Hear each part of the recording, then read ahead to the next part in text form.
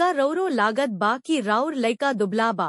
हमहू पहले अईसन सोचत रहनी, लेकिन पोषण विशेषज्ञ होखला के नाते एकर समाधान आसानी से मिल गईल अवूरी अब हम ई समाधान रवा सभे के साझा कईल चाहतानी। आई एह समाधान पर कदम दर कदम चर्चा कईल जाव। सबसे पहले अपना बच्चा के बॉडी मास इंडेक्स BMI के गणना करी। एकर गणना करे खातिर बस आपके बच्चा के जन्म तिथि, कद अवूरी वजन के जरूरत बा। अगर रौरा लगे ई जानकारी बात आई एके साथे BMI के गणना कईल जा। अपना बच्चा के BMI के गणना करे खातिर ए लिंक पर क्लिक करी।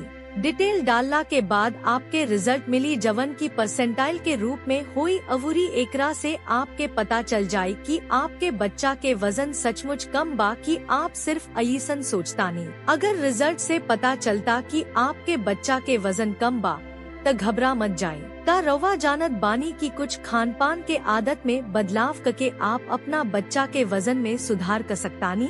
का करे के चाहिए?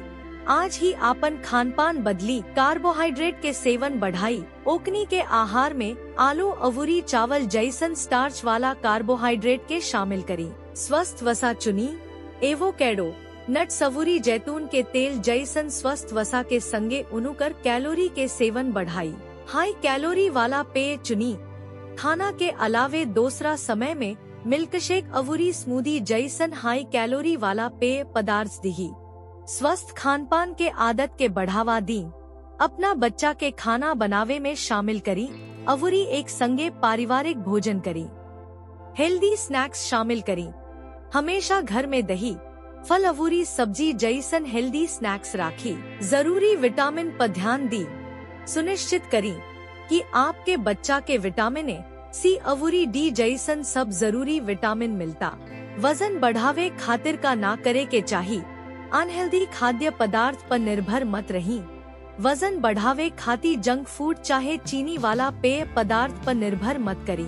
भोजन से पहले पेय अवूरी स्नैक्स ना देवे के चाहिए।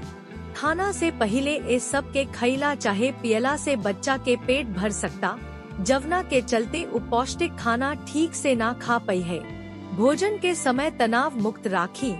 खाना के समय नकारात्मक माहौल से बची। यदि उ लोग अपना थाली में सब कुछ ना खत्म करी है त निराश मत होखी। इस समय के शांत अवूरी निमन राखी। शारीरिक गतिविधि के बढ़ावा दी।